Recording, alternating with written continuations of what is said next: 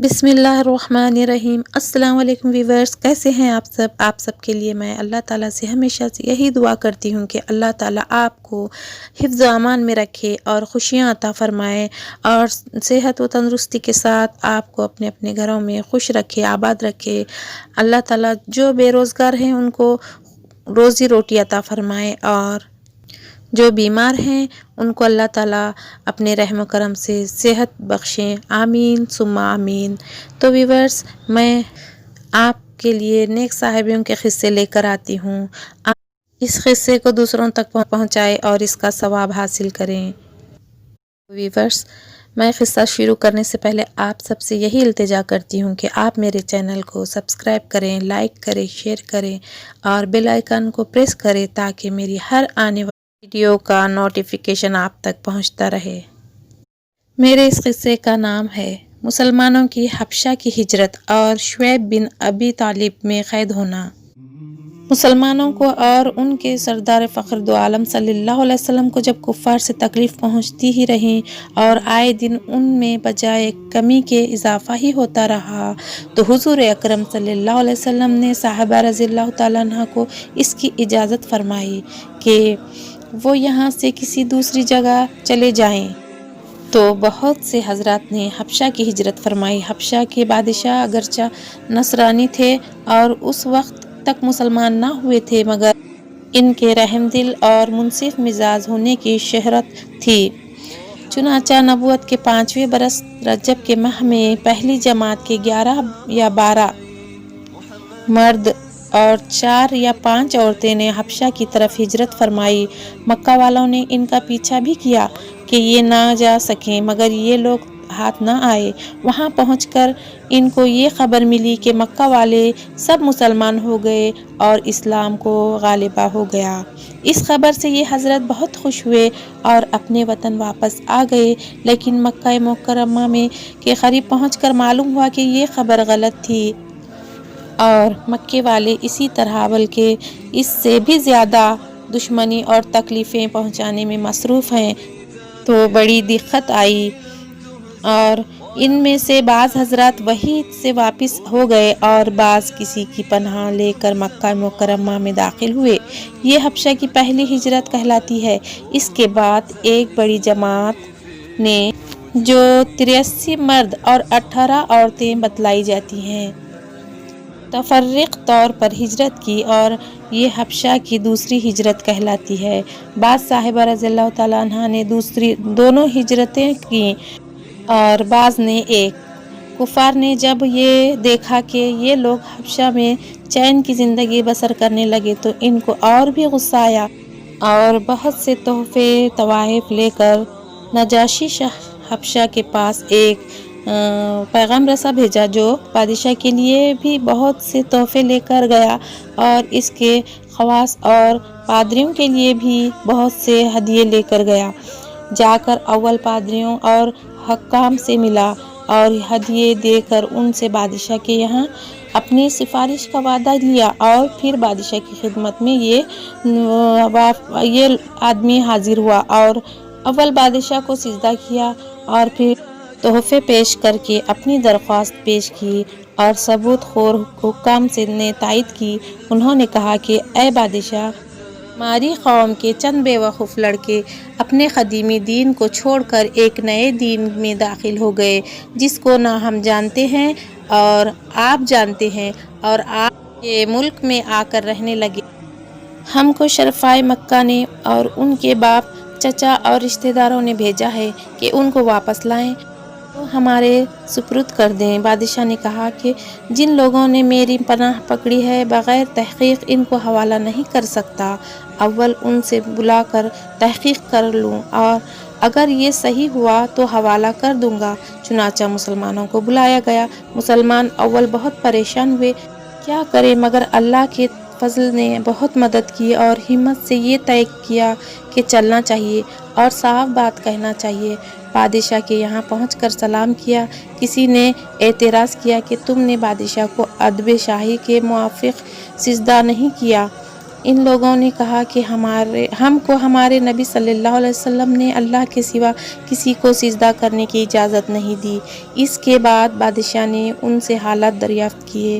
حضرت جعفر رضی اللہ تعالیٰ عنہ آگے بڑھے اور فرمایا کہ ہم لوگ جہالت میں پڑے ہوئے تھے، نہ اللہ کو جانتے تھے اور نہ اس کے رسول سے واقف تھے، پتھروں کو پوجتے تھے، مردار کھاتے تھے، برے کام کرتے تھے، رشتہ ناتوں کو توڑتے تھے، ہم میں کا قوی ضعیف کو ہلاک کر دیتا تھا۔ ہم اسی حال میں تھے کہ اللہ نے اپنا ایک رسول بھیجا جس کے نسب کو، اس کی سچائی کو، اس کی امانت داری کو، پرہیزگاری کو ہم خوب جانتے ہیں۔ اس نے ہم کو اچھے کام کرنے کا حکم دیا، برے کاموں سے منع کیا۔ اس نے ہم کو سچ بولنے کا حکم دیا، امانت داری کا حکم کیا، صلح رحمی کا حکم کیا، پڑوسی کے ساتھ اچھا برتاؤ کرنے کا حکم دیا، نماز، روزہ، صدقہ، خیرات کا حکم دیا اور اچھے اخلاق تعلیم کیے۔ زنا، بدکاری اور جھوٹ بولنا، یتیم کا مال کھانا، کسی پر تہمت لگانا اور کسی اس قسم کے برے اعمال سے منع فرمایا۔ ہم کو قرآن پاک کی تعلیم دی، ہم اس پر ایمان لائے اور اس کی فرمان کی تعلیم کی جس پر ہماری قوم ہماری دشمن ہو گئی اور ہم کو ہر طرح ستایا۔ ہم لوگ مجبور ہو کر تمہاری پناہ میں اپنے نبی صلی اللہ علیہ وسلم کے ارشاد سے آئے ہیں۔ بادشاہ نے کہا، جو قرآن تمہاری نبی صلی اللہ علیہ وسلم لے کر آئے ہیں وہ کچھ مجھے سناؤ۔ حضرت جعفر رضی اللہ تعالیٰ عنہ نے سورہ مریم کی اول کی آیتیں پڑھی، جس کو سن کر بادشاہ بھی رو دیا اور اس کے پادری بھی جو کثرت سے موجود تھے سب کے سب اس قدر روئے کہ داڑھیاں تر ہو گئیں۔ اس کے بعد بادشاہ نے کہا کہ خدا کی قسم، یہ کلام اور جو کلام حضرت موسیٰ علیہ السلام لے کر آئے تھے ایک ہی نور سے نکلے ہیں، اور ان لوگوں سے صاف انکار کر دیا کہ میں ان کو تمہارے حوالے نہیں کر سکتا۔ وہ لوگ بڑے پریشان ہوئے کہ بڑی ذلت اٹھانا پڑی۔ آپس میں صلاح کر کے ایک شخص نے کہا کہ کل میں ایسی تدبیر کروں گا کہ بادشاہ ان کو جڑ سے کاٹ دے۔ ساتھیوں نے کہا ابھی کہ ایسا نہیں کرنا چاہیے، یہ لوگ اگرچہ مسلمان ہو گئے مگر پھر بھی رشتہ دار ہیں، مگر اس نے نہ مانا۔ دوسرے دن پھر بادشاہ کے پاس گئے اور جا کر کہا کہ یہ لوگ حضرت عیسیٰ کی شان میں گستاخی کرتے ہیں، ان کو اللہ کا بیٹا نہیں مانتے۔ بادشاہ نے پھر مسلمانوں کو بلایا۔ صاحبہ رضی اللہ تعالیٰ عنہ فرماتے ہیں کہ دوسرے دن کے بلانے سے ہمیں اور بھی زیادہ پریشانی ہوئی، بہرحال گئے۔ بادشاہ نے پوچھا کہ تم حضرت عیسیٰ کے بارے میں کیا کہتے ہو؟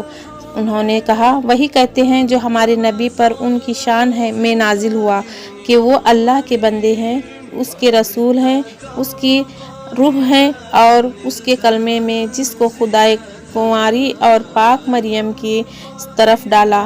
نجاشی نے کہا کہ حضرت عیسیٰ بھی اس کے سوا کچھ نہیں فرماتے۔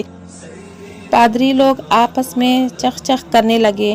نجاشی نے کہا کہ تم جو چاہے کہو۔ اس کے بعد نجاشی نے ان کے تحفے واپس کر دیے اور مسلمانوں سے کہا تم امن سے ہو، جو تمہیں ستائے اس کو تاوان دینا پڑے گا، اور اس کا اعلان بھی کرا دیا کہ جو شخص ان کو ستائے گا اس کو تاوان دینا پڑے گا۔ اس کی وجہ سے وہاں کے مسلمانوں کا اکرام اور بھی زیادہ ہونے لگا اور اس پیغام رسائی کو ذلت سے واپس آنا پڑا۔ تو پھر کفار مکہ کا جتنا بھی غصہ جوش کرتا ظاہر ہے، اس کے ساتھ ہی حضرت عمر رضی اللہ تعالیٰ عنہ کے اسلام لانے ان کو اور بھی جلا رکھا تھا، اور ہر وقت اس فکر میں رہتے تھے کہ ان لوگوں کا ان سے ملنا جلنا بند ہو جائے اور اسلام کا چراغ کسی طرح بجھے۔ اس لیے سردار ان مکے کی ایک بڑی جماعت نے آپس میں مشورہ کیا کہ اب کھلم کھلا محمد صلی اللہ علیہ وسلم کو نعوذ باللہ قتل کر دیا جائے، لیکن قتل کر دینا بھی آسان کام نہ تھا، اس لیے کہ بنو ہاشم بھی بڑے چھتے اور اونچے طبقے کے لوگ شمار ہوتے تھے۔ وہ اگرچہ اکثر مسلمان نہیں ہوئے تھے، لیکن جو مسلمان نہیں تھے وہ بھی حضور صلی اللہ علیہ وسلم کے قتل ہو جانے پر آمادہ نہیں تھے۔ اس لیے ان سب کفار نے مل کر ایک معاہدہ کیا کہ سارے بنو ہاشم اور بنو مطلب का बायकॉट कर दिया जाए, ना इनको कोई शख्स अपने पास बैठने दे और ना खुद से कोई खरीदो फरोख्त करे, ना बातचीत करे और ना उनके घर जाए, ना उनको अपने घर में आने दे और उस वक्त तक सुलह ना की जाए जब तक कि हुजूर अकरम सल्लल्लाहु अलैहि वसल्लम को नऊजुबिल्लाह कत्ल के लिए हवाले ना करे।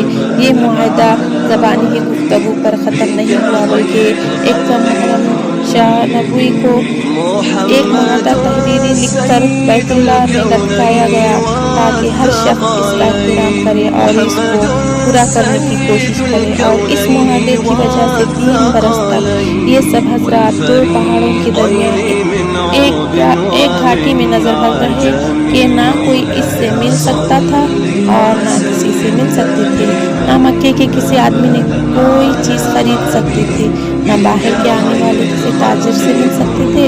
अगर कोई शख्स बाहर निकलता तो पीटा जाता और किसी से ज़रूरत का इजहार करता तो साफ जवाब पाता।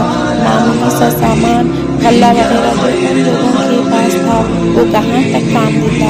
आखिर फाखा पर काफी गुजरने लगे और औरतें और बच्चे भूख से बेताब होकर रोते और चिल्लाते और इनके ऐज़ा को अपनी भूख और तकलीफों से ज्यादा इन बच्चों को तकलीफ सताती। आखिर 3 बरस के बाद अल्लाह के फज़ल में वो सहीफा दीमक के नजर हुआ और इन हजरात की ये मुसीबत दूर हुई। 3 बरस का ज़माना ऐसे सख्त बाइकॉट और नज़रबंदी में गुजरा और ऐसी हालात में इन हजरात पर किया गया मशक्क़तें गुजरी हुई गई और वो ज़ाहिर हैं, लेकिन इसके बावजूद साहिबा इकराम रज़ियल्लाहु तआला अन्हा अजमईन निहायत साबित कदम के साथ अपने दीन पर जमे रहे, बल्कि इसकी शाद फरमाते रहे। ये तकलीफ़ें और मशक्क़तें इन लोगों ने उठाई हैं जिनके आज हम नाम लेवा कहलाते हैं और अपने को इनका मुतबा बतलाते हैं और समझते हैं कि हम लोग तरक्की के बाद साहिब इकराम जैसे तरक्कियों के ख्वाब देखते हैं, लेकिन किसी वक्त ज़रा गौर करके ये भी सोचना चाहिए कि इन हजरात ने कुर्बानियाँ कितनी फरमाई और हमने दीन की खातिर, इस्लाम की खातिर, मज़हब की खातिर क्या किया। कामयाबी हमेशा कोशिशें और वसीले के मुनासिब होती हैं। हम लोग चाहते हैं कि ऐश व आराम बदीनी और दुनिया तलब में काफिरों के दोष बदोश चले और इस्लाम तरक्की हमारे साथ हो। ये कैसे हो सकता है? तो अब मैं इस किस्से का इख्तिताम करती हूँ। आपको ये किस्सा कैसा लगा तो आप जल्दी से कमेंट करके बताएं और जो भी गलतियाँ हैं उसके बारे में भी मुझे कमेंट करके बताएं और लाइक शेयर सब्सक्राइब ज़रूर करें। अगली वीडियो तक के